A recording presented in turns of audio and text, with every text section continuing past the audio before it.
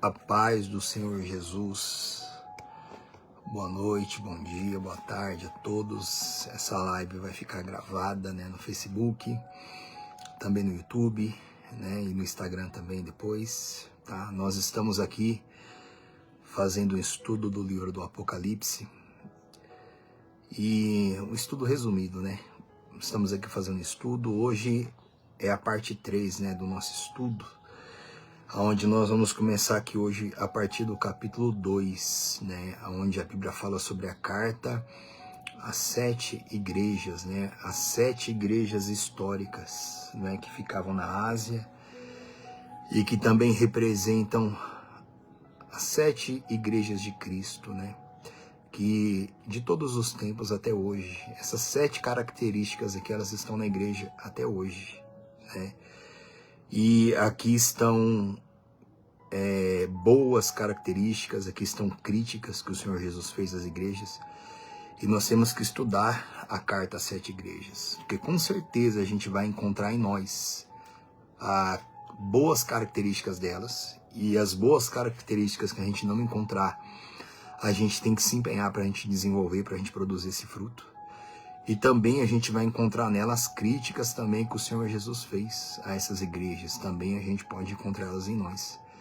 Tá? Então é super importante. Essas 7 igrejas, elas também representam os tipos de cristãos, representam tipos de igreja.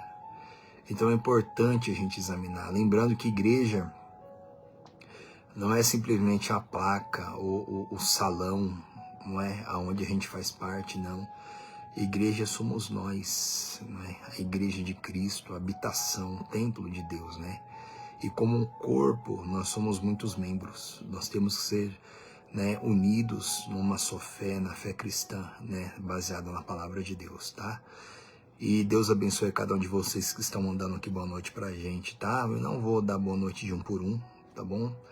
Mas vamos já ir direto aqui para a palavra de Deus, tá bom? Você que tem seguido com a gente, traga sempre a sua Bíblia, tá? Toda vez, ainda que você não for assistir ao vivo, mas quando você for assistir, pegue a sua Bíblia junto, tire um tempo, cuidado com a correria desse mundo. Essa semana que passou, eu conversei com algumas pessoas que falaram comigo. Falaram, olha, eu comecei a assistir, eu vou dormir, eu tava cansado, eu tava isso, eu deixei para depois. Eu sei como é que funciona. Eu sei que vem o cansaço, que vem o peso, vem um monte de coisa, mas cuidado, não dedica o melhor da sua força para você cuidar da sua vida, trabalho e família, não. A gente vai falar sobre isso mais pra frente, tá?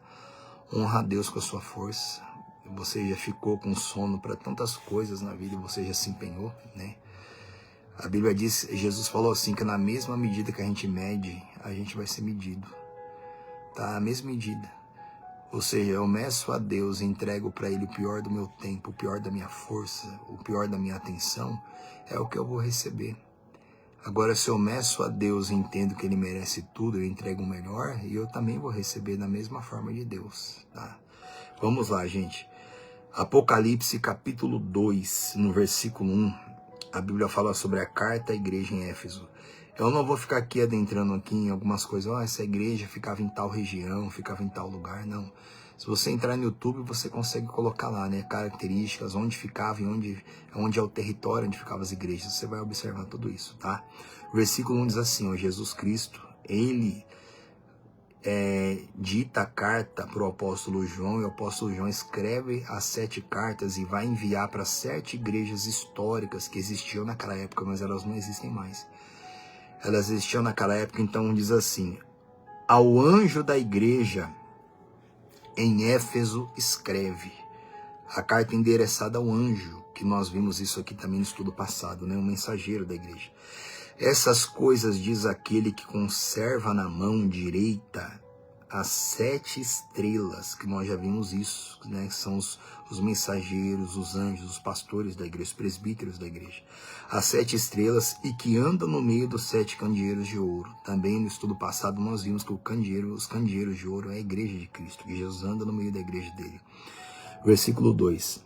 Conheço as tuas obras, tanto o teu labor como a tua perseverança, e que não pode suportar homens maus. Primeira coisa, conheço as suas obras e a tua perseverança. Igreja, primeira coisa, não espera nada de ninguém, não espera reconhecimento de ninguém, não espera nada de ninguém. Você tem que ter uma confiança no seu coração, que Deus conhece as suas obras, Ele conhece a tua perseverança, você não precisa provar nada para ninguém, não precisa. Hoje, entre aspas, eu posso ter poucas pessoas aqui me assistindo, amanhã eu posso ter 10 mil, 100 mil pessoas me assistindo, pode, com certeza vai haver pessoas criticando, mas eu não preciso provar nada para ninguém, você não precisa provar nada para ninguém. Ah, mas quem é essa pessoa? O que ela fez para o Evangelho? O que ela fez para Deus? Não. Jesus, ele fala, eu conheço as tuas obras, eu conheço a tua perseverança. Para nós é o que nos basta, né? É o que nos basta, é tudo que a gente precisa. Diz assim, versículo 2, Apocalipse 2:2. Conheço as tuas obras e a tua perseverança, e que não pode suportar homens maus, e que puseste à prova os que a si mesmos se declaram apóstolos e não são, e os achastes mentirosos. Olha isso. A igreja de Éfeso, ela não suportava homens maus. Não suportava. A pessoa má no sentido da palavra é a pessoa que aborrece a lei de Deus, a palavra de Deus. É a pessoa que endurece o coração. Pessoas más, orgulhosas, perversas, soberbas, está tudo envolvido nisso. Pessoas más. Pessoas que aborreciam, colocavam Deus, a palavra, colocar Deus de lado é colocar a palavra dele de lado e fazer o que bem entende da cabeça, o que bem entende do coração humano que é pecaminoso. E a igreja de Éfeso não suportava pessoas assim, não suportava. Não suportava pessoas que queriam deixar a palavra de Deus de lado da igreja e trazer o pensamento delas, e trazer o que elas sentiam, né? E Jesus fala para elas assim, e que puseste à prova os que a si mesmos se declaram apóstolos e não são, e os achastes mentirosos. A igreja de Éfeso, eles colocavam à prova homens que chegavam lá e falavam que eram apóstolos, e não eram. Apóstolo é o representante de Jesus. O apóstolo, ele tem responsabilidade de edificar a igreja e de trazer o poder de Cristo para a igreja, entre outras coisas, tá? Só que a igreja de Éfeso, eles colocavam à prova esses homens que chegavam lá. Sabe o que isso quer dizer? Eles tinham discernimento espiritual. Se você ver depois, acho que é 1 Coríntios, se não me engano, capítulo 12, você vai ver que a Bíblia fala sobre os dons espirituais. E ali a Bíblia fala sobre um dos dons que é o discernimento de espírito. A Bíblia ensina que existe 3 espíritos que falam na boca do homem. O espírito do próprio homem, a mente humana, os demônios falam na boca do homem e o Espírito Santo também fala na boca do homem. O crente, ele precisa ter discernimento espiritual. Depois do estudo do Apocalipse, a gente vai fazer um estudo sobre o Espírito Santo e a gente vai a fundo a respeito dos dons. Mas tem que, primeiro, uma coisa bem básica. Pastor, como é que eu recebo o dom de discernimento de espírito? Você tem que ganhar almas. A pessoa tem que ser ganhadora de almas. Quem não evangeliza, quem não ganha almas, não tem discernimento de espírito. É necessário que tenha. E a igreja de Éfeso, ela tinha discernimento. Eles provavam aqueles homens através dos frutos e das condutas daqueles homens. A gente tem que entender, irmãos, que o ministério, a igreja é feito de carisma e de caráter. 2 coisas. Carisma é a manifestação da fé, manifestação dos dons, da unção, né, os poderes, milagre, testemunho. E existe o caráter. O carisma nunca pode ficar acima do caráter. Nunca. Nunca. Mais pra frente a gente vai falar sobre isso no outro estudo. Existem pessoas que elas usam o poder de Deus, o nome de Jesus, o poder da fé. Acontece maravilhas através da oração delas. Mas o caráter delas está longe da palavra de Deus e longe do caráter do Senhor Jesus. Então, resumidamente, a igreja de Éfeso tinha discernimento. Eles não eram bobos, eles não eram meninos, eles não eram enganados, né? E Jesus falou isso para eles aqui. Eu conheço o trabalho de vocês, a perseverança de vocês, o empenho de vocês, o que vocês produzem, né? E assim também é com todos nós, tá? Ele conhece o nosso trabalho, aquilo que a gente produz, ele conhece absolutamente tudo, né? E a igreja de Éfeso tinha discernimento, versículo 3. E tens perseverança, e suportaste provas por causa do meu nome, e não te deixaste esmorecer. Olha isso. Até aqui o Senhor Jesus está confirmando com aquele povo a fé deles. Jesus falou, e vocês têm perseverança. Vocês enfrentaram provas por causa do meu nome, vocês não se deixassem esmorecer. Gente, o mesmo Jesus desse tempo aqui é o mesmo de hoje. A mesma igreja é a mesma hoje, só passou 2000 anos. Mas ele procura as mesmas coisas em nós. Ele procura ver em nós perseverança, ele procura ver em nós suportar angústia e dor por causa do nome dele. Ele procura tudo isso, né? Não se deixar esmorecer, parar porque outros param, né? Porque na caminhada muita gente vai parar, não tem como. Muita gente vai parar, muita gente vai se perder. Muita gente vai desanimar e vai querer também desanimar os outros. Você tem que entender uma coisa, gente. A perseverança com Deus, ela é individual. Ela é individual. É bom ter pessoas que perseveram junto, com certeza, mas você tem que entender que a perseverança ela é individual. Jesus, ele vê tudo isso, tá? Ele vê tudo isso. Ele observa exatamente tudo. Agora, olha o versículo 4. Tenho, porém, contra ti que abandonaste o teu primeiro amor. Olha isso. A igreja de Éfeso agora, Jesus tinha contra eles que eles tinham abandonado o primeiro amor. O primeiro amor é o primeiro amor para com Cristo, para com a palavra. Eles faziam muitas coisas. Eles tinham perseverança. Eles estavam firmados na palavra lá do início, de um bom tempo que eles tinham colocado no coração. Só que eles abandonaram o primeiro amor. Eles estavam só com frutos antigos. Eles não produziam mais nada novo. Eles estavam firmados somente naquilo antigo. Eles tinham perseverança, tinham trabalho, tinha tudo isso. Mas Jesus falou para eles, eu tenho porém contra vocês. Vocês abandonaram o primeiro amor. Primeiro amor para com a palavra, busca para ter unção da palavra, para ter revelação da palavra, para ter sempre algo novo. Entre outras coisas, eles perderam isso.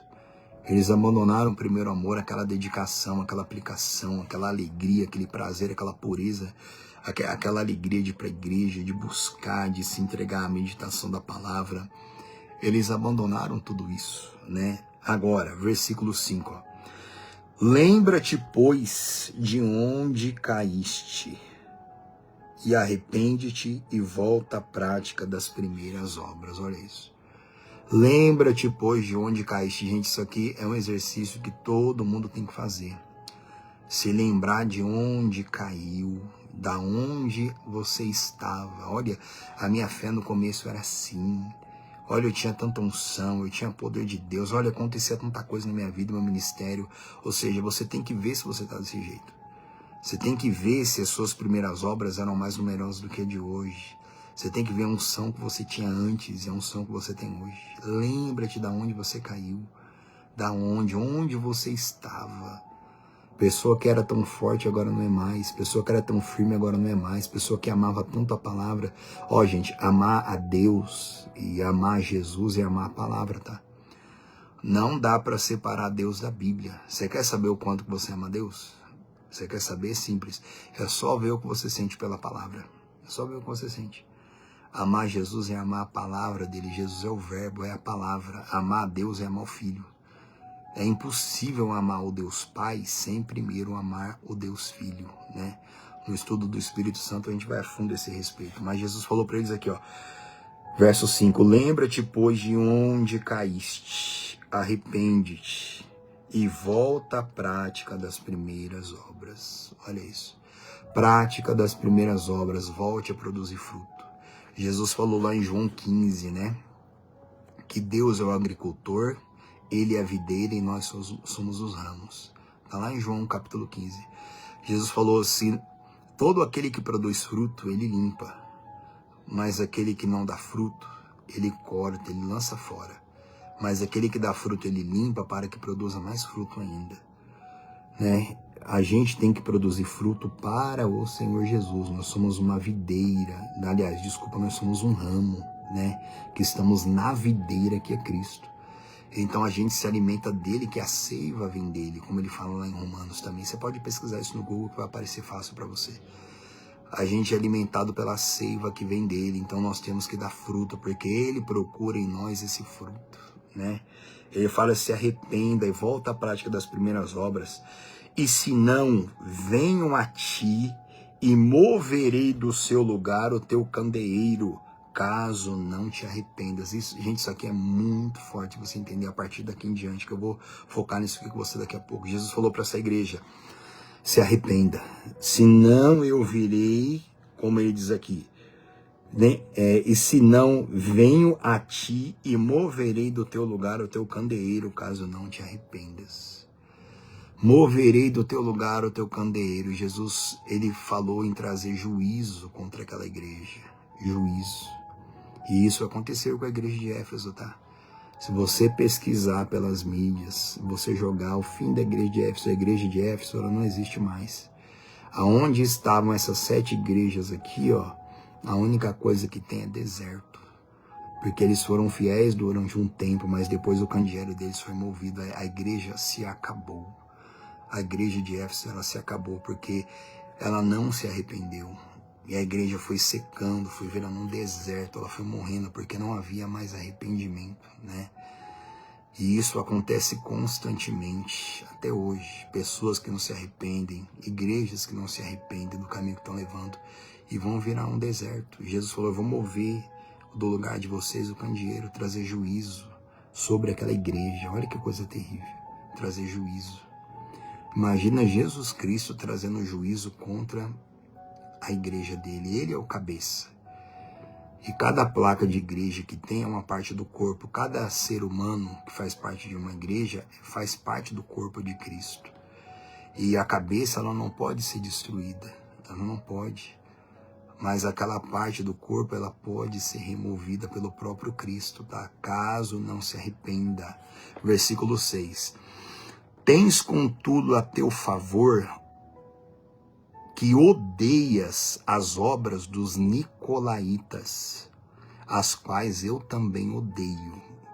Jesus falou para aquela igreja, vocês têm a favor de vocês, que vocês odeiam as obras dos nicolaítas, as quais eu também odeio. Nicolaítas eram os discípulos de um presbítero da igreja chamado Nicolau. Você encontra ele lá em Atos, capítulo 6, tá? Nicolaíta, o Nicolau, que era um presbítero da igreja, ele perdeu a fé verdadeira. Ele perdeu, ele abandonou. E ele virou um homem carnal, um homem apóstata. O que é um apóstata? É uma pessoa que perde a fé salvadora, fé sacrificial. Perde. E ele se tornou um homem licencioso. Ele deu lugar à carne, ao pecado. Ele falava que não havia mais pecado, que não havia mais eu. Tem uma palavra que fala autoindulgente, se não estou enganado. Autoindulgente é aquela pessoa que ela tem grande paciência com seus próprios pecados. É aquela pessoa que ela dá grande liberdade para os seus próprios pecados. Ela não se condena. Ela não se julga. Os nicolaítas, eles eram dessa forma. E eles passaram a ter principalmente uma devassidão na vida sexual, na vida carnal. E eles trouxeram isso para dentro da igreja. Uma grande carnalidade, sensualidade para dentro da igreja, né? Eu quero só deixar um parênteses aqui para vocês rapidinho, ó. Gente, compra uma Bíblia de estudo. Tem tanta Bíblia boa de estudo, gente, para vocês comprarem. Tanta Bíblia boa de estudo. Compra uma Bíblia boa de estudo, você vai pagar em mais de R$100 aí. 140, 150, 170, 180 ou mais. Compra uma boa Bíblia de estudo. Uma Bíblia que vai dar para você ali explicação histórica, teológica ali, sobre a maioria dos versículos da Bíblia, tá? Dá uma pesquisada boa, que você vai encontrar muita Bíblia boa de estudo, que vai explicar muita coisa para você. Então, quando a gente lê aqui a obra dos Nicolaítas, se você pegar uma boa Bíblia de estudo, ela vai levar você lá para Atos, capítulo 6, vai falar sobre Nicolau, qual era a prática dos discípulos deles, né? Carnais, né? Viviam uma devassidão. E a igreja de Éfeso odiava tudo isso, eles odiavam. Eles odiavam toda a carnalidade, eles odiavam toda a licenciosidade, né? Ele não deixava o carnaval entrar dentro da igreja, como isso acontece muito hoje, né? Versículo 7. Aí Jesus Cristo fala assim, ó, quem tem ouvidos, ouça o que o Espírito, com letra maiúscula, que é o Espírito Santo, diz às igrejas.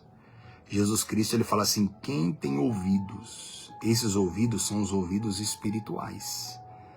Quem tem ouvidos espirituais para ouvir a voz do Espírito. Ouvido espiritual, ele tem que ser desenvolvido. Para a pessoa ter ouvido espiritual, como eu falei antes, né, no discernimento de espírito, lembra que são 3 vozes que falam no mundo: a voz do homem, a voz do inferno, dos demônios e a voz do Espírito Santo. Para a pessoa ouvir a voz do Espírito Santo, ela tem que matar as 2 primeiras vozes. Ela tem que matar a voz do homem, a voz da carne dela, o eu dela, e ela tem que matar a voz da influência maligna. Quando a pessoa aprende a matar essas 2 vozes através da obediência, através do sacrifício, da consagração. Consagrar significa dedicada. Dedicação às coisas de Deus e da santificação, se separar de tudo que é carnal e pecaminoso. Quando a pessoa faz isso, ela busca, ela mata, ela não age mais por impulso da carne, do eu, do sentimento que ela sente. Ela não deixa mais o mal influenciar a mente dela, os sentimentos, o coração dela, como a gente falou isso aqui, acho que foi no primeiro estudo. Aí sim a pessoa ela desenvolve ouvidos espirituais. Lembra, acho que eu falei no estudo passado, né? Acho que foi Isaías, capítulo 30, capítulo 29, né? Em vos converterdes e em sossegardes está a vossa salvação. Na tranquilidade está a vossa força, né? A pessoa que ela aprende a fazer isso, ela passa a ter ouvidos. Você tem que entender uma coisa, Jesus ele deu a palavra, ele falou, quem tem ouvidos para ouvir que ouça. E quem não tinha ouvidos? Quem não tinha ouvidos ia continuar no pecado, ia continuar sendo influenciado pelo inferno, ia ser destruído para sempre. Porque quem tem ouvidos que ouça, ou seja, ter ouvidos espirituais depende da própria pessoa, depende de cada um. Né? Isso não é responsabilidade do Senhor Jesus, é a pessoa que tem que se interessar. Né? Agora, versículo 7. Quem tem ouvidos, ouça o que o Espírito diz às igrejas. Ao vencedor, dar-lhe-ei que se alimente da árvore da vida, que se encontra no paraíso de Deus. Olha isso. Jesus escreve 7 cartas, uma carta para cada igreja, 7 igrejas, 7 cartas. E no final de cada carta ele fala sobre a recompensa. No caso aqui ele fala, eu dar-lhe-ei que se alimente da árvore da vida, que se encontra no paraíso de Deus. A árvore da vida, aonde Adão, ele foi provado por Deus, ele foi reprovado, ele não obedeceu. Foi dito para ele que ele podia comer de o fruto de todas as árvores, menos daquela árvore. Era uma questão de obediência, de temor. E ali ele foi reprovado, ele perdeu tudo. E ali o Senhor Jesus fala que no reino de Deus eterno existe a árvore da vida. Uma árvore plena, de vida eterna, de prazer espiritual. Coisas que, meu Deus do céu, a Bíblia diz, tem uma palavra que a Bíblia diz que nem chegou ao conhecimento humano, nem passou pela mente do homem, o que Deus tem preparado para quem o ama, né? Agora eu quero me tentar com você numa coisa. São 7 recompensas, que você vai ver em 7 cartas aqui, mas todas as recompensas é apenas para um grupo de pessoas. Para quem? Para o vencedor. Ao vencedor dar-lhe-ei que se alimente. É aquele que vence. Não é aquele que fica empatando, não é aquele que fica perdendo, não é aquele que fica amarrado. O vencedor, aquele que vence a si mesmo, é aquele que vence o mundo. O vencedor, aquele que consegue se manter firme na fé salvadora, que é a fé obediente. E também é conhecida como fé sacrificial. É a fé que sacrifica, é a fé que obedece. É a fé que traz o rei. A maioria das pessoas só tem uma fé comum. A fé comum é a fé que resolve problemas, alguns problemas, né? Mas a fé salvadora é a fé que leva a pessoa a nascer do Espírito de verdade. Jesus falou, ao vencedor eu vou dar isso para essa pessoa. Ela vai se alimentar da árvore da vida. O Senhor Deus, Ele investe em cada um de nós. Ele quer investir. Eu quero abrir um parênteses aqui, rapidinho aqui, ó. Né, a gente vai dar uma pausa aqui no versículo 7. Abra a tua Bíblia comigo, acho que é 2 Coríntios, capítulo 2, tá? Abra lá comigo, acho que é 2 Coríntios, capítulo 2. Vai lá. 2 Coríntios, capítulo 2. Vai lá comigo. É isso mesmo. Lá no versículo 14, 2 Coríntios 2, 14. 2 Coríntios 2,14.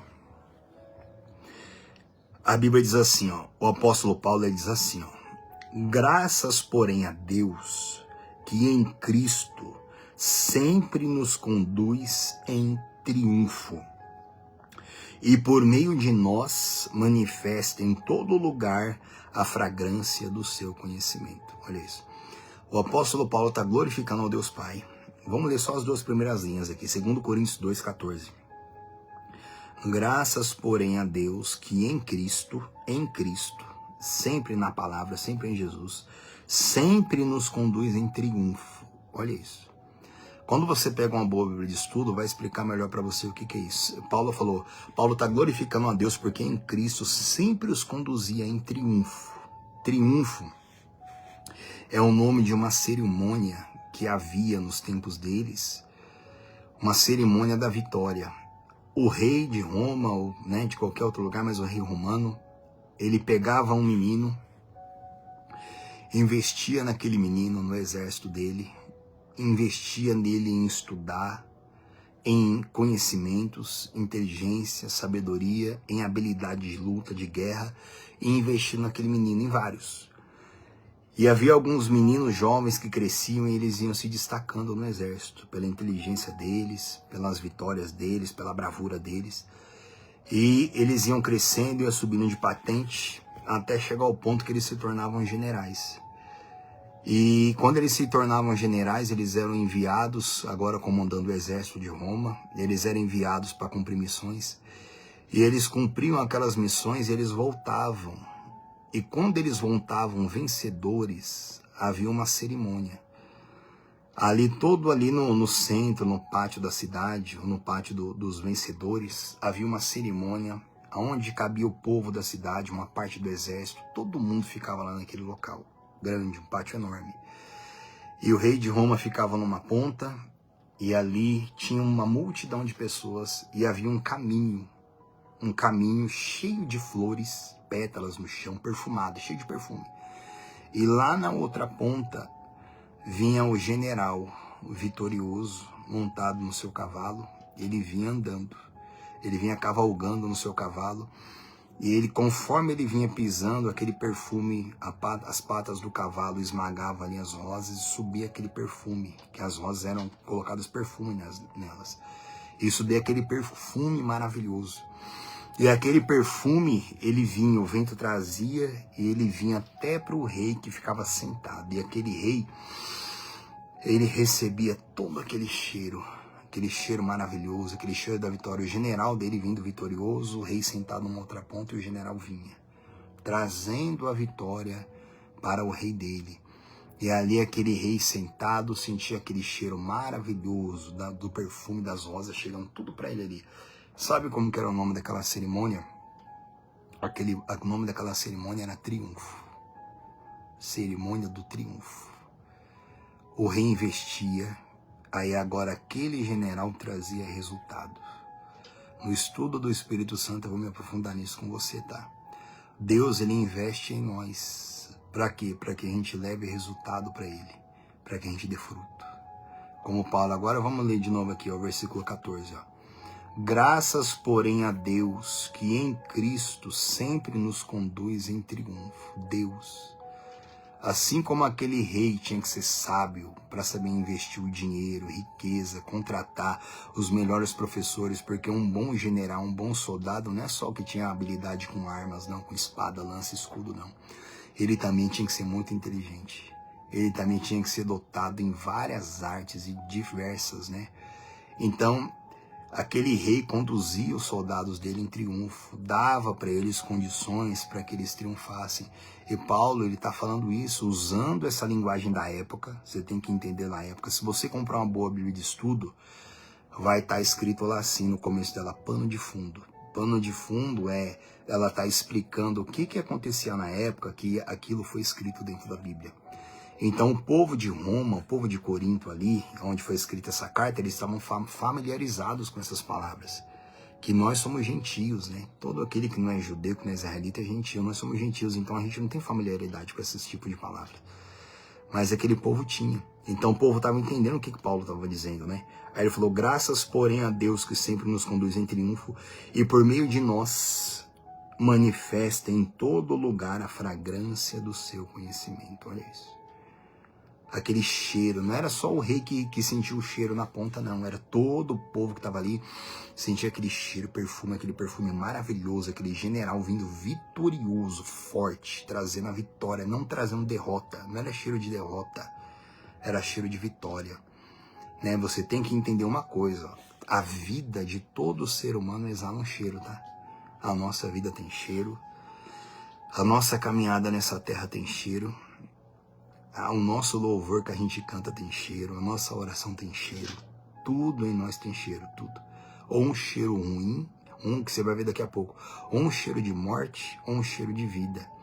Mas Paulo está dizendo aqui que por meio de nós manifesta em todo lugar a fragrância do seu conhecimento. Ou seja, Paulo está dizendo, aonde a igreja de Cristo vai, a gente tem que manifestar a fragrância do conhecimento de Deus. Quer dizer, um povo que conhece a Deus. Não um povo que fala de um Deus de longe, não. É um povo que conhece a Deus de verdade. Uma coisa é falar em Deus, todo mundo fala. Todo mundo fala que acredita, que tem fé em Deus. Todo mundo fala isso aí. Mas uma coisa é ter a fragrância do conhecimento. A fragrância do conhecimento não é só conhecer a Bíblia, não é só conhecer o que está na Bíblia, não. É conhecer a Deus de verdade, ter experiência com Deus. E Paulo está dizendo isso. Assim como aquele general vinha e como o rei conduzia ele em triunfo, Paulo está falando, nosso Deus em Cristo nos conduz em triunfo. Quer dizer, não é para a gente ficar voltando derrotado. Não é para a gente ficar voltando acabado da vida, não. É ser conduzido em triunfo. Mas para isso a gente tem que absorver tudo aquilo que Deus quer investir em nós, né? Aí ele fala, versículo 15, ó. Porque nós somos para com Deus o bom perfume de Cristo. Tanto nos que são salvos como nos que se perdem. Para com estes, cheiro de morte, né? Os que se perdem, ó. Para quem se perde, irmão, o cristão verdadeiro, ele tem cheiro de morte. Ele tem um cheiro horrível, a pessoa não suporta mais, né? Agora, para esse cheiro de morte, para com aqueles, né, os primeiros do versículo 15, para com aqueles aroma de vida para a vida. Quem, porém, é suficiente para essas coisas? Olha isso, gente. Apóstolo Paulo dizendo isso, porque, versículo 15, porque nós somos para com Deus o bom perfume de Cristo. Nós somos para com Deus o bom perfume de Cristo. Assim como aquele rei de Roma amava aquele cheiro que aquele general trazia, aquele cheiro da vitória, assim somos nós para com Deus, o bom perfume de Cristo. Você tem que entender que a sua vida tem cheiro para Deus. E se a gente não tiver uma vida plena com Cristo de vitória, matar a nossa carne, matar o nosso eu, vencer o mundo e ter uma comunhão com o Espírito Santo, a gente vai ter um mau cheiro para com Deus. Você tem que entender isso, gente. A sua vida pode ter um mau cheiro com Deus, a minha vida pode feder para Deus. Ou a nossa vida pode ter um bom perfume de Cristo. Aí isso aí vai longe, isso aí vai longe. No estudo do Espírito Santo eu vou voltar nessa palavra aqui. Isso vai longe, a maneira com que você vive, a maneira com que você anda, a sua maneira de espírito, de pensamento que você sente.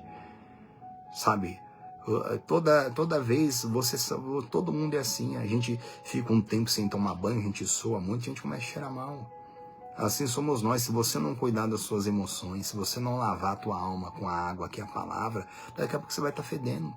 Pode botar roupa nova, botar um monte de perfume, mas Deus, para quem importa o seu cheiro mesmo, é para Deus. Então você não pode ficar com seu coração pesado, seu coração sujo, sua mente suja, senão você vai feder para Deus. E como que o Espírito Santo vai ficar com você se você está fedendo?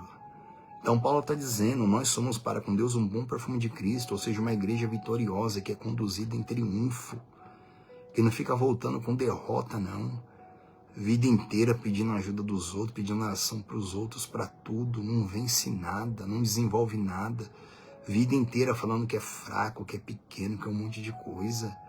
Sendo que o rei de Roma, ele fazia de tudo para dar para aquele soldado, tudo para ele se desenvolver. E Deus é muito mais do que isso. Deus, ele deu o filho dele, a gente tem o sacrifício da cruz, a gente tem o Espírito Santo, pode habitar dentro de nós, a gente tem uma palavra completa, como o povo do Antigo Testamento não tinha. A gente tem o sangue de Jesus, que é o nome dele, tem a armadura espiritual, que a gente vai falar disso mais pra frente. A gente tem um monte de coisa que o rei, que é Deus, quer investir em nós, quer investir. Só que aí a pessoa não entende que ela é um soldado de Cristo, ela não compreende que ela tem que vencer espiritualmente para Deus conduzir ela em triunfo. Em vez de ficar com aquela condução de morte, de derrota, você tem que ter essa visão que Deus quer te conduzir em triunfo. Deus quer te fazer você andar vitorioso. Aonde você andar, exalar um bom perfume de Cristo. Uma pessoa limpa, santa, que não está suja, que não está fedendo de pecado, que não está fedendo de derrota. Por quê? Porque absorveu tudo que Deus quer investir em você, né? Senão você vai ficar a vida inteira pedindo oração nas igrejas para poder desafogar um pouco. Aí recebe uma oração e daqui a pouco tá mal tudo de novo, né? E não é assim que Deus quer. Então, volta lá. Volta lá em Apocalipse capítulo 2. Volta lá. Aí que nós falamos, né? Apocalipse 2, verso 7, né? Quem tem ouvidos, ouça o que o Espírito diz às igrejas. Ao vencedor dar-lhe-ei que se alimente da árvore da vida que se encontra no paraíso de Deus. Vamos agora para a segunda igreja. Versículo 8, carta à igreja em Esmirna. Versículo 8 diz assim, ó, ao anjo da igreja em Esmirna escreve. Estas coisas diz o primeiro e o último, que esteve morto e tornou a viver. O próprio Senhor Jesus, que esteve morto, mas tornou a viver, o primeiro e o último. Primeiro e o último. Primeiro e o último. Não tem outro nome pelo qual você vai ser salvo. Não tem outro nome. Não tem Maria, não tem João, não tem José. Não tem título, pastor, padre, seja o que for. Ele é o primeiro, ele é o último. Não tem nenhum depois dele. Ele é o primeiro, ele é o último. Não é a mãe dele, não é o pai dele. Não são os apóstolos que já estão na glória, né? Eles não estão olhando por você. Esquece disso. A mãe dele está olhando por mim. Esquece, isso não é bíblico. Ele é o primeiro e ele é o último. Não existe nenhum nome pelo qual nós devemos ser salvos. Ele esteve morto, mas ele tornou a viver. Ele é o Senhor, ele é o Salvador. Ele andou nessa terra aqui em carne como homem, mas filho de Deus. Ele morreu. E ao terceiro dia ele foi ressuscitado, ele está vivo, ele não está mais no túmulo dele, ele é o primeiro, ele é o último.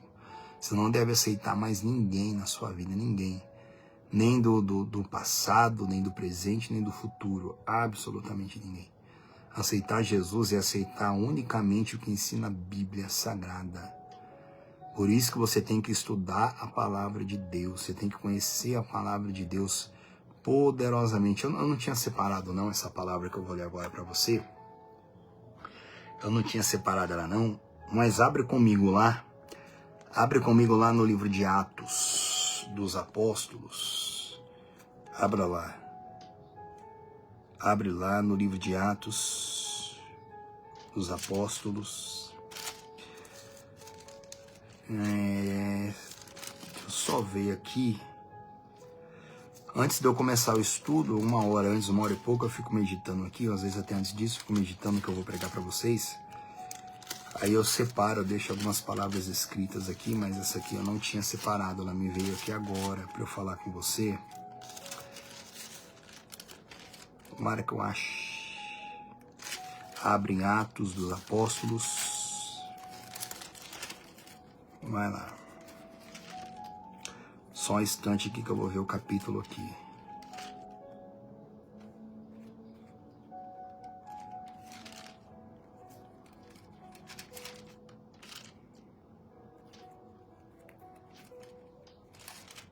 Atos dos Apóstolos.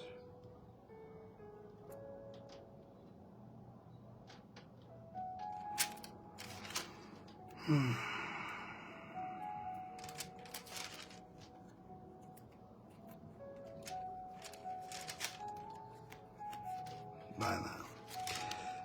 A Bíblia vai falar sobre Paulo e Apolo, né? Que eles estavam pregando a palavra. E a Bíblia vai falar sobre os cristãos de Bereia. Aqui. Atos capítulo 17. Abre lá. Isso. Atos capítulo 17. Paz a todos, né? Dona Verina, Dona Isabel. todos aí, abre lá, Atos capítulo 17, rapidinho, gente. Atos 17, versículo 10, diz assim, ó. E logo durante a noite, os irmãos enviaram Paulo e Silas para Bereia. Ali chegando, dirigiram-se à sinagoga dos judeus. Ora, ó versículo 11, Atos 17, 11. Ora, estes de Bereia eram mais nobres que os de Tessalônica, pois receberam a palavra com toda a avidez, examinando as Escrituras todos os dias para ver se as coisas eram de fato assim. Olha isso. Os crentes de Bereia, eles receberam 2 pregadores, Paulo e Silas. Só que a Bíblia diz que os crentes de Bereia, olha o versículo 11. Ora, esses de Bereia eram mais nobres que os de Tessalônica. Olha isso. O que você entende por isso? Os crentes de Bereia eram mais nobres que os de Tessalônica. O que é uma coisa mais nobre? É uma coisa melhor. Existe uma coisa que tem um valor muito maior. Existe a carne que é nobre, existe um arroz que é mais nobre. Tudo que é mais nobre é algo que é melhor, é algo que tem mais valor. Uma coisa é preço. Todos os crentes têm para Cristo o mesmo preço. Agora, nem todos têm o mesmo valor. Tem coisa que não tem. Você pega, exemplo, relógio. Quem gosta de relógio? Tem relógio que é tranquilo, você deixa ele em qualquer lugar. Agora tem relógio que ele tem valor. Fala, não, esse aqui, toda vez que eu tirar esse relógio, eu vou colocar ele na caixa, esse aqui vai ficar guardado, não vou deixar ele jogado em cima da mesa, não.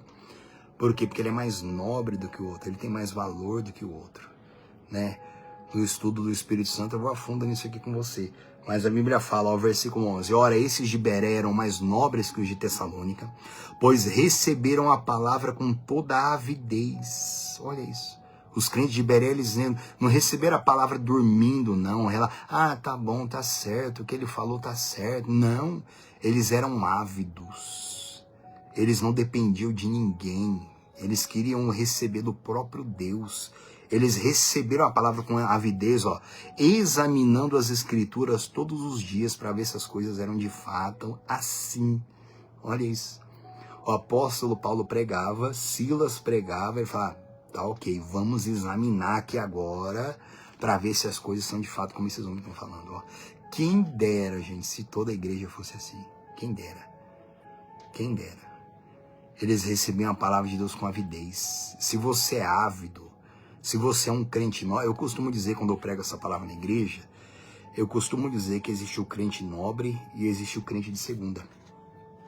Você já viu a carne nobre? E não tem a carne nobre, a carne de segunda, a carne de terceira? Não tem um arroz nobre e um arroz todo quebrado de terceira? Eu costumo dizer isso, que existe o crente nobre e existe o crente de segunda, o crente de terceira. O que é o crente nobre? É aquele que faz isso aqui, ó, ele recebe a palavra com avidez, ele não fica dormindo, ele não quer viver de versículo isolado, ele vai a fundo para ver se as coisas são de fato assim, eles não acreditam em homens. Por que eu me lembrei dessa palavra aqui, Deus me lembrou dessa palavra aqui agora? Porque Jesus falou que ele é o primeiro, ele é o último. Existem pessoas que elas são tão de segunda e tão de terceira, espiritualmente falando, na vida cristã falando, que elas são tão preguiçosas e relaxadas, que elas falam, eu acredito em tudo que o homem prega. Eu tenho muita fé no que o homem, o sacerdote está pregando. Não, isso não é fé, não. Isso não é fé. Isso é relaxo. Isso é uma pessoa que ela não tem uma qualidade. Então, como ela não recebe a palavra com avidez, ela não quer examinar para ela receber do Espírito Santo a revelação, então ela fala que ela acredita muito no que os homens falam, mas ela fica longe do exame da Bíblia. Ela fica longe do exame da palavra, mas isso não é fé, não. Isso é porque ela é uma pessoa de segunda, ela é uma pessoa de terceira. Você sabe muito bem disso. Os crentes de Bereia, eles eram mais nobres. Eles eram diferentes. E lembra que eu falei, a gente falou no começo, na mesma medida que você mede, você vai ser medido. Olha isso. Crente nobre. Ele não recebe qualquer coisa, ele não engole qualquer coisa. Não. Ele examina as Escrituras para ver se é assim. Tem muita gente que não concorda no que é pregado. Na igreja, onde ela for, não concordo. Você está certo, você é uma pessoa inteligente, até certo ponto. Agora, uma coisa é você não concordar e deixar para lá. Isso é soberba, orgulho, isso é um monte de coisa. Isso é uma pessoa, né? Nem sei que palavra usar. Agora, aquela pessoa que ela fala, eu não concordo, mas eu vou a fundo para eu descobrir. Essa pessoa, ela é nobre. Ela é nobre. Mesmo concordando, ela vai a fundo. E não concordando, ela vai também. Porque ela quer receber só da palavra, que é Jesus Cristo. Ela quer só a palavra. Essa pessoa é uma pessoa nobre. Porque ela entende que Jesus é o primeiro e o último. Ela entende isso. Então ela não vai atrás do que homens falam. Ela não vai. A palavra de Deus, ela aponta para o Filho. O Filho aponta para o Pai e o Pai aponta para o Filho. Um aponta para o outro. E o Espírito Santo está ali com eles. Então agora, quando o ser humano não faz isso, ele se torna um crente de segunda. Uma vida de segunda, um arroz de segunda, de terceira, todo quebrado, todo lascado. Por quê? Porque ele não é nobre. Ele leva a vida espiritual dele de qualquer jeito. Pessoa esforçada para trabalhar, esforçada para estudar, esforçada para passear, esforçada para fazer um monte de coisa. Para cuidar do corpo, da saúde, cuida do cabelo, da roupa, musculação, perfume, um monte de coisa. Agora, da vida espiritual não faz isso. A pessoa não é nobre, né? Então quem é nobre tem um tratamento diferente, tá? Quem é nobre tem um tratamento diferente. Jesus não faz exceção para salvar, ele salva todos. Agora, tratamento, existe tratamento diferente. Você tem que entender isso, gente. Existe um tratamento diferenciado, que a gente vai falar sobre isso mais para frente, tá? Então volta lá comigo, lá em Apocalipse. Volta lá. A gente está aqui no Apocalipse capítulo 2, versículo 8, não é isso? Ao anjo da igreja em Esmirna escreve, essas coisas diz o primeiro e o último, que esteve morto e tornou a viver, versículo 9. Conheço a tua tribulação, a tua pobreza, mas tu és rico, e a blasfêmia dos que a si mesmos se declaram judeus e não são, sendo antes sinagoga de Satanás. Vamos por partes aqui, o versículo 9. Conheço a tua tribulação e a tua pobreza, mas tu és rico. A igreja de Esmirna, provavelmente, eles passavam grande tribulação, grande necessidade, provavelmente em relação à vida financeira deles, grande aperto, uma grande... gente, todo cristão e a igreja de Cristo, ela vai passar por deserto, ela vai passar. Tem um monte de crente salvo que passa por deserto com doença, com enfermidade, problemas na família, dificuldades grandes, tribulações que a gente passa na vida. Mas o Senhor Jesus falou para aquela igreja, mas tu és rico. Ou seja, a riqueza que vocês têm no meu reino. E também uma riqueza que talvez esse povo aqui, eles ainda não estavam manifestando. Jesus falou, vocês estão nessa pobreza, vocês estão nessa tribulação, mas vocês são ricos. Talvez aqui também uma palavra para que eles despertassem para a riqueza que Cristo havia dado para eles, né? Para eles também saírem daquela situação. E principalmente a riqueza no reino de Deus que aquela igreja tinha, né? Ele diz assim, e a blasfêmia dos que a si mesmos se declaram judeus e não são. Haviam pessoas que se declaravam judeus ali dentro da igreja, ou seja, servos de Deus, né? Judeus, mas eles não eram. Espiritualmente eles estavam mortos, eles estavam longe de seguir, de fazer a vontade de Deus, né? E judeus e não são, antes sendo sinagoga de Satanás. Olha que coisa terrível. Muitas pessoas ali se declaravam judeus e não eram, mas eles eram sinagoga de Satanás. Ou seja, eles rejeitavam Jesus. Eles rejeitavam o governo da palavra, o governo de Cristo sobre ele. E todo aquele que rejeita o governo de Jesus vai ser usado pelo mal. Para não usar outras palavras aqui, né? Vai ser usado pelo mal. Vai ser morada do mal, da influência maligna. Né? Isso é o que aconteceu com muitos naquele lugar. E é o que acontece até hoje. Pessoas que se dizem de Deus, crente, que tem título, tem cargo, mas elas rejeitam o governo da palavra, elas vivem por conta própria. Elas vivem pelo que sentem, elas não matam a velha criatura, eles não praticam a palavra para ter um coração novo, para ter um espírito novo. ficar sendo um crente de segunda, de terceira a vida toda. Aí toda hora ficar sendo influenciado pelo mal, toda hora é uma coisa ruim que pega na pessoa, toda hora. Toda hora é uma coisa ruim, toda hora tá mal, toda hora tá derrubado, toda hora o diabo tá usando aquela pessoa, toda hora. Toda hora tá pecando, toda hora tá caindo, toda hora tá sendo cheio de sentimento ruim. Por quê? Porque não é um crente nobre.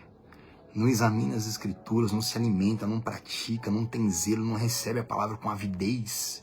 Sabe, aquele relaxa, aquela coisa deixa sempre amanhã, sempre outro dia, né? Fica com aquela desculpa a vida inteira, né? E acaba se tornando sinagoga de Satanás, tá? Acaba sendo usado pelo mal, não só para fazer mal para os outros, não. É sendo destruído mesmo pelo mal, né? Continuando aqui, ó, versículo 10. Aí Jesus fala para aquela igreja: não temas as coisas que tens de sofrer. Eis que o diabo está para lançar em prisão alguns de vós, para ser dispostos à prova, e tereis tribulação de 10 dias. Olha isso. Jesus Cristo escreveu a carta para essa igreja e falou para eles: olha, não temas as coisas que vocês têm que sofrer. Jesus avisou para eles antes: não temas as coisas que vocês têm que sofrer, porque o diabo vai lançar alguns de vocês numa prisão. Durante 10 dias vocês vão ter uma tribulação de 10 dias. E aquela igreja foi assolada. Aquela igreja, ela foi perseguida. Só uma coisa aqui que eu vou abordar com vocês mais para frente. Gente, quem vive no Espírito nunca é pego de surpresa, tá? Eu vou falar isso com vocês mais pra frente, mas já fica a dica aqui já nesse versículo. Quem vive no Espírito nunca é pego de surpresa. Nunca, nunca, nunca. E em situação nenhuma, irmão. Aquela pessoa, ela é sempre preparada. Sempre. Você vai ver daqui a pouco, mais pra frente, eu não sei se eu vou chegar hoje no próximo estudo, mas Jesus falou para a igreja que se vocês não vigiarem, vocês não vão saber que hora que eu virei contra vocês.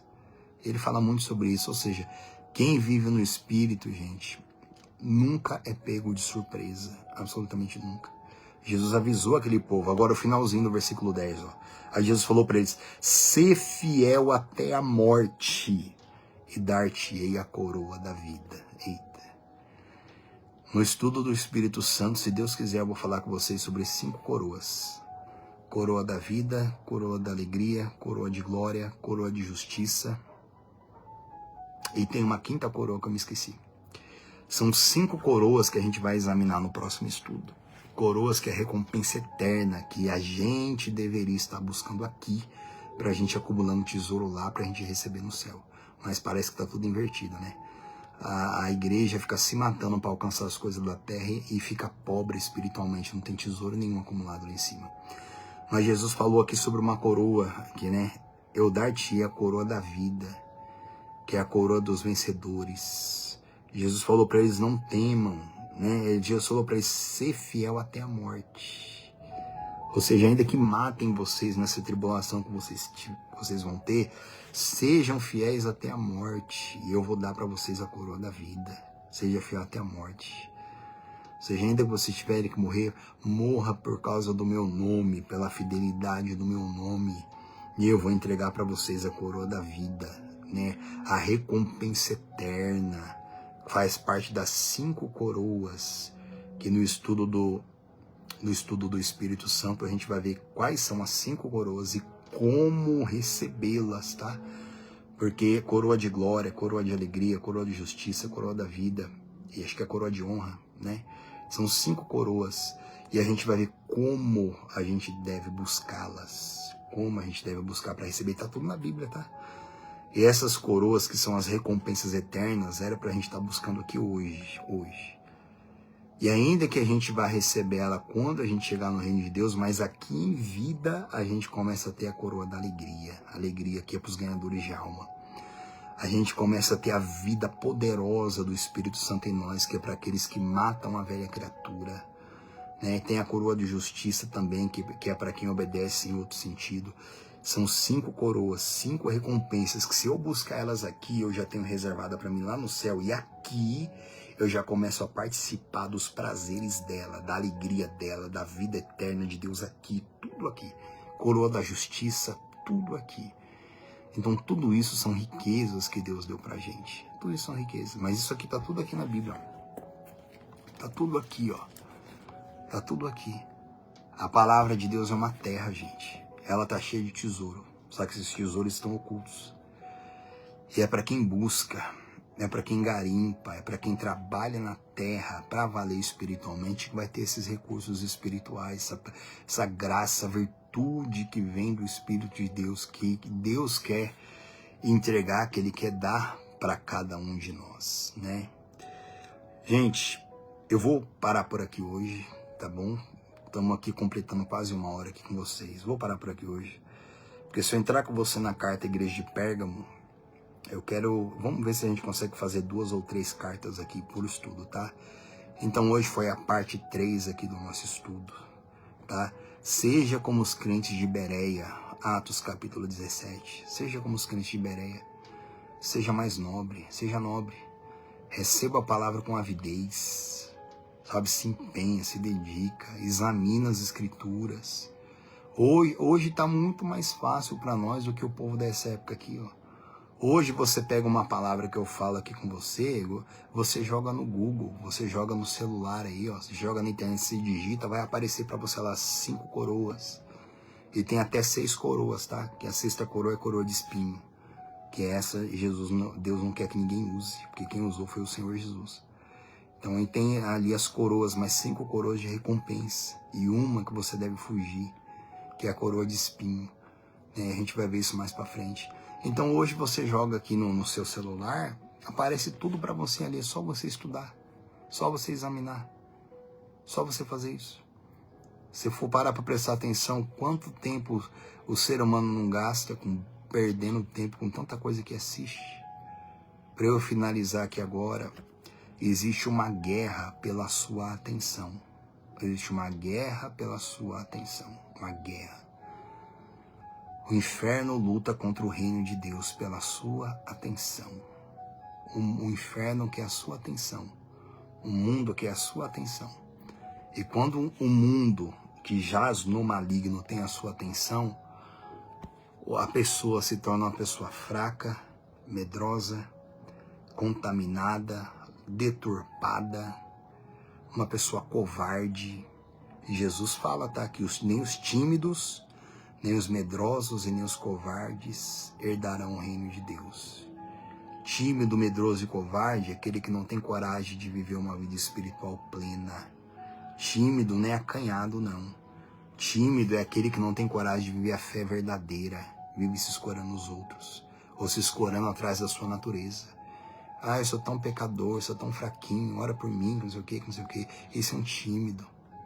O medroso é também aquele que não tem coragem de viver, de confessar Jesus, de viver a palavra, de viver pela fé verdadeiramente. Os covardes, aqueles que retrocedem, aqueles que se escondem atrás da sua natureza humana e pecaminosa, tá? Como eu disse aqui, acho que no estudo passado, ainda por enquanto vai ficar light, tranquilo, tá?